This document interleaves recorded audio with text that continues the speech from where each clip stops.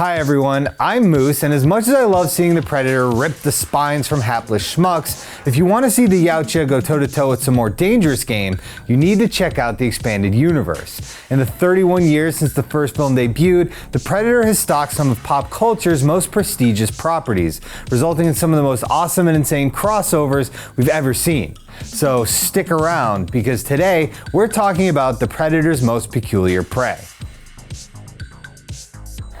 A lot of these crossovers come courtesy of Dark Horse Comics, known for their licensed series like Terminator, Aliens, and most famously, Star Wars.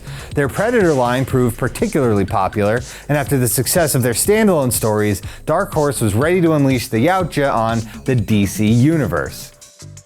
DC met with Dark Horse to discuss a potential crossover back in 1989, but the smaller company decided to keep things in-house with their own established properties first.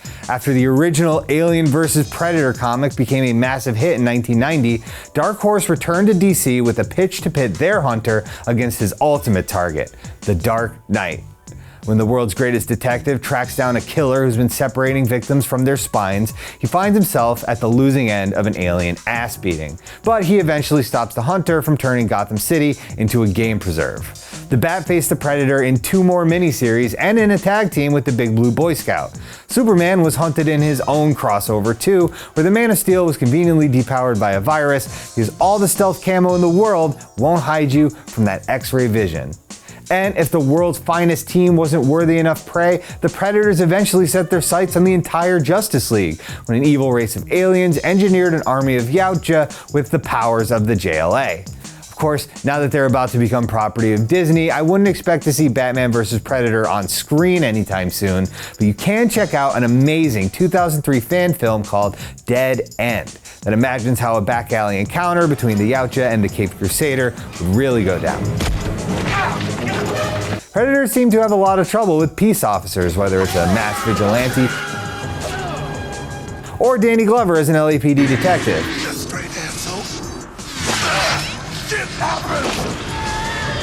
But what about prey who doesn't just enforce the law, he is the law? I'm talking, of course, about Judge Dredd. After the success of Batman vs. Predator, Dark Horse teamed up with a ton of different publishers in search of more skulls for the monster's mantle, including Britain's breakout comic book character, Judge Dredd. In Dredd's dystopian future, the streets of Mega City 1 are policed by elite agents of order who serve as judge, jury, and executioner in one convenient package, making them exceptional opponents for the glory-hungry hunters. In the comic, Dredd teams up with the great-great-granddaughter of Arnold's character from the first film, and together they put their lawgivers to the test against the Predator's plasma caster. The book was written by Dredd co-creator John Wagner, and in keeping with the strict real-time continuity of the series, the Judge's encounter with the Yautja are still considered canon.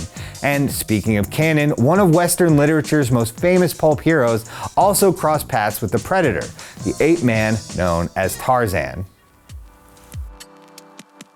When Edgar Rice Burroughs created Tarzan in 1912, I doubt he'd have envisioned him facing off against an alien hunter with a face like a horseshoe crab. But long after the author's death, Tarzan of the Apes lives on through countless new books, movies, cartoons, and comics, and once Dark Horse got the rights in 1996, they wasted no time pitting the Lord of the Jungle against the Lords of the Hunt, in Tarzan vs. Predator at the Earth's core. The clan of Yautja put the Earl of Greystoke's formidable survival skills to the absolute test.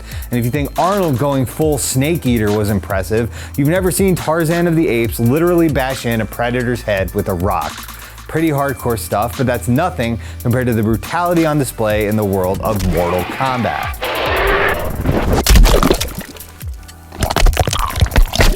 The Mortal Kombat series is no stranger to crossovers, and in the cameo-heavy Mortal Kombat X, the Yautja unleashed hell on Outworld.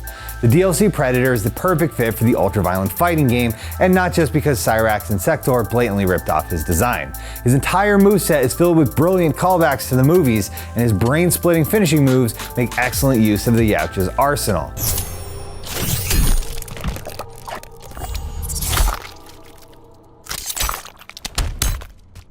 Predator wins. But if you can't pull off the fatality, don't despair. Every victory ends with you ripping the skull and spine out of your opponent and placing it on the trophy shelf. Predator even makes sense lore-wise. After all, what prey is more worthy than Earthrealm's most accomplished fighters? There's only one group of hardened warriors who could possibly provide a more thrilling hunt: Archie and friends. Over the last few years, Archie Comics has brilliantly transformed their hokey, nearly 80-year-old characters into a multimedia empire by not taking things super seriously and exploring genres far beyond comedy. Do you think I could use Jason Blossom's death as an excuse to get out of PE? Don't joke about Jason Blossom. What? Sardonic humor is just my way of relating to the world. But long before the Lynchian Riverdale, the ball began rolling with Archie Meets the Punisher in 1994. And as fearsome as Frank Castle is, he's nothing compared to the Predator.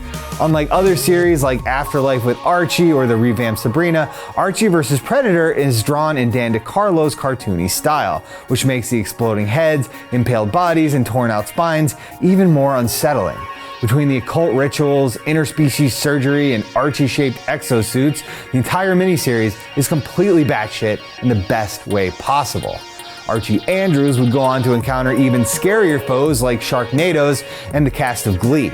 But since their encounter, the Predator has kind of been lacking in fresh opponents. I mean, who's even left? Scooby and the gang, Predator versus Mario? Honestly, with Disney in charge, it might finally be time for that Boba Fett Predator crossover the galaxy's been waiting for. I'm not gonna hold my breath for that one, but no matter when the next crossover occurs, there will always be plenty of plain old humans for the Predator to hunt. Thanks for watching, everybody. We just barely scratched the surface of Predator crossovers. We didn't even talk about the Terminator or Witchblade or a ton of other characters. But now I want to know, which fictional character do you think would make the best opponent for a Predator? Spider-Man, Pikachu, you name it. Leave a comment, let me know, and please subscribe to Now This Nerd.